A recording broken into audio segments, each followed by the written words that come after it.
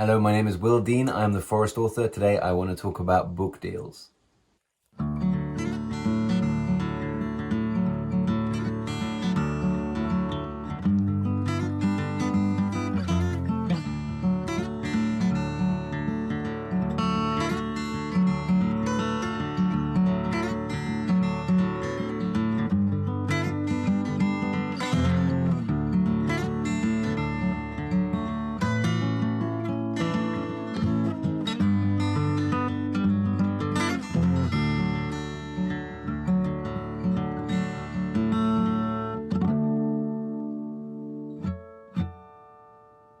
Welcome back to my cabin in the moose forest in rural Sweden. Book deals. This is something that I didn't know a lot about before my agent put my first book out on submission. And I think it's a terrifying time, frankly, for all authors. It's horrific because suddenly your book, your thing that you spent so much time on and your hopes are all invested in is going out there to 10 editors or 5 editors or 12 editors, and it might not get picked up.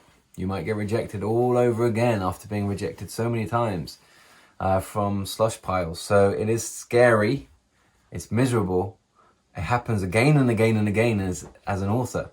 And I want to explain the mechanics of book deals and try and navigate and support you through this process, or at least prepare you for it.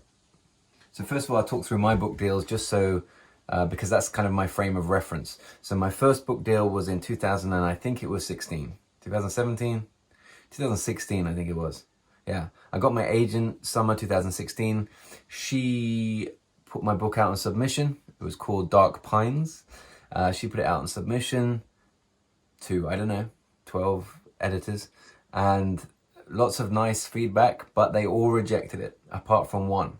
And that very brave editor is my editor at One World, which is a fantastic indie publisher based in Bloomsbury, who have published a bunch of Man Booker Prize winners. So they published Paul Beatty, they published the brilliant Marlon James. They just have a fantastic, interesting, vibrant list.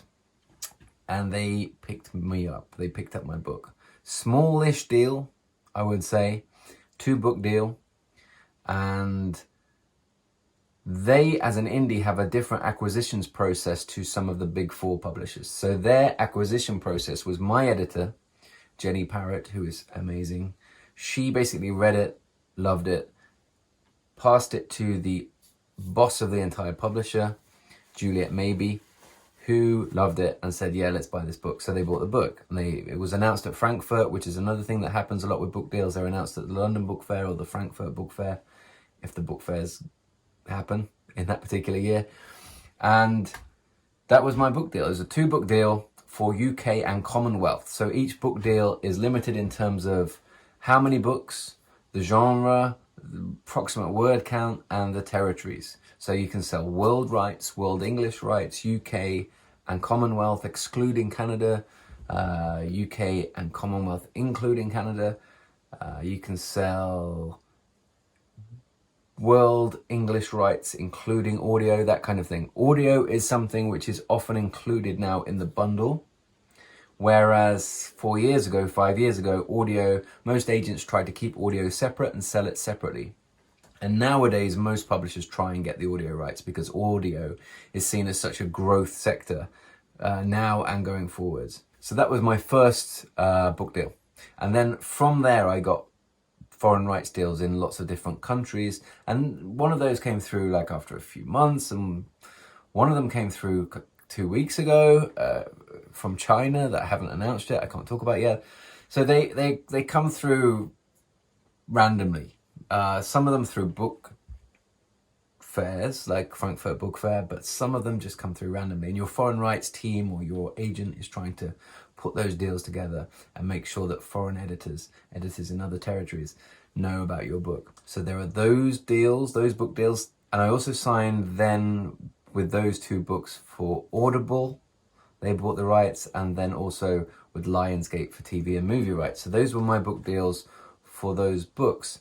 And then I think a year later, I the same publisher, One World, bought the rights, UK and Commonwealth, for 3 more books, 3 more Tuva Moodyson novels.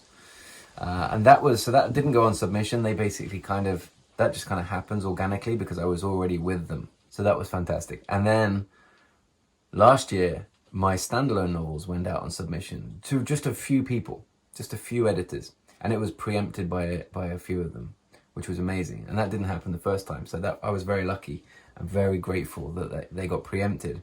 And some publishers, it went to some various different publishers. Some of them had acquisitions processes. And an acquisitions meeting basically means that your editor or a editor that has received the manuscript from your agent loves the book and will back it at an acquisitions meeting. So that editor will take that book and basically present it at a meeting within the publishing house, at which you can have a bunch of different people from publicists, sales, marketing, other editors. You can have lots of different people from that publishing house.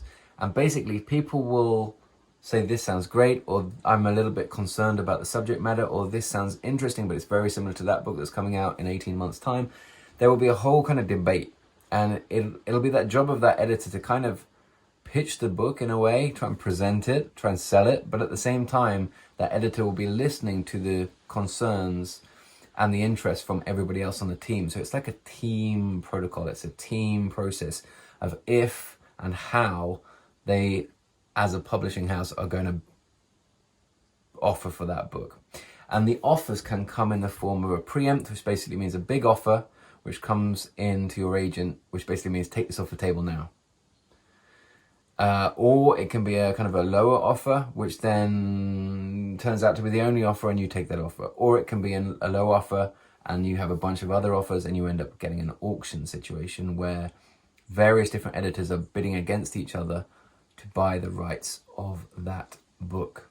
And here again, your query package as an unagented writer, your title choice, the choice of name of your main character, your blurb that you come up with, and obviously the book, the quality of your writing, your prose, your storytelling, that's where all this comes into play, because that will all be kind of forensically examined in this acquisitions meeting. And if they find a problem with your book, with your main character or with your pacing or something, then that probably is going to come out in the acquisitions meeting. So it all comes down, I think, to you at the very beginning getting all that stuff as right as it possibly can be. So your title choice, your main character being really interesting and original and just like someone that readers connect to or vibe off somehow.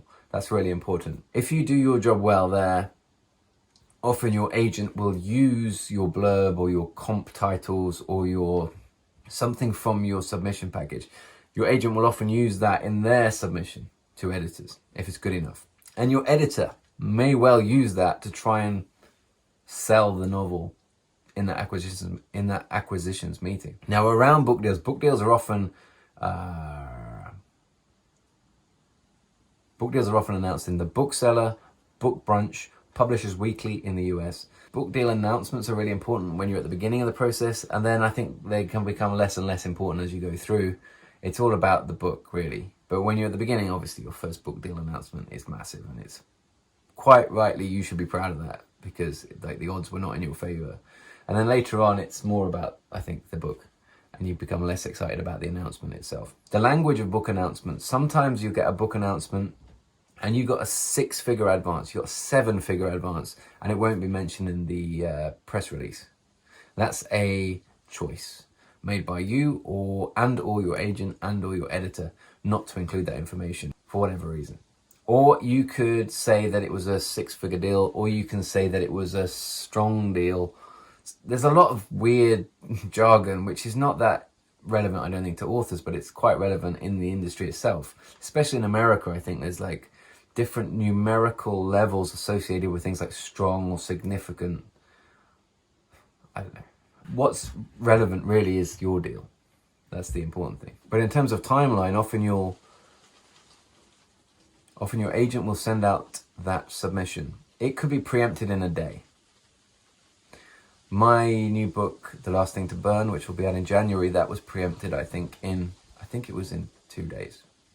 Something like that.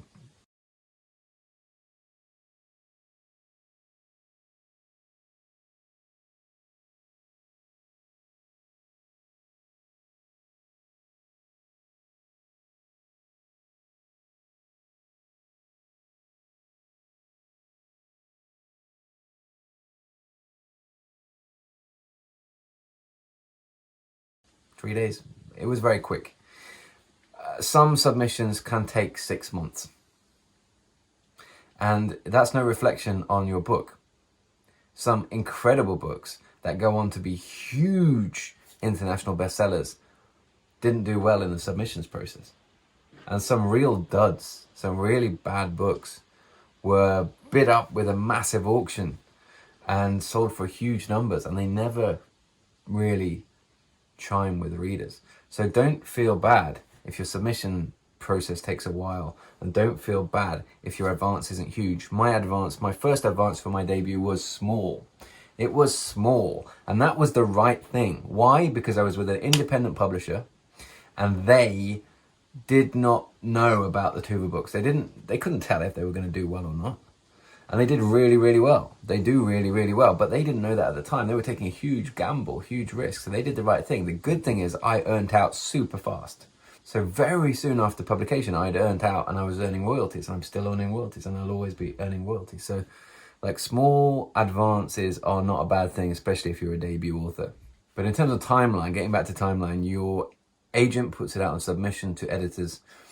Let's say you have a deal agreed in principle after 3 weeks. And agreed in principle, by that I mean that your agent sends it out, an editor snaps it up, or an editor goes to acquisitions and gives an offer. The agent will often try and increase that offer. The editor might say no or might say yes. You'll agree on a number. You'll already have the territories mapped out and the kind of the broad stroke terms between you and your agent. You'll have that discussion between you and your agent. Then you'll probably kind of have a lot of very friendly chats between you and your new editor. That's all very exciting because, you know, that's a whole new relationship. But the actual announcement might not be made public for 6 months. It can take a long time. The book might not come out for 1.5 years.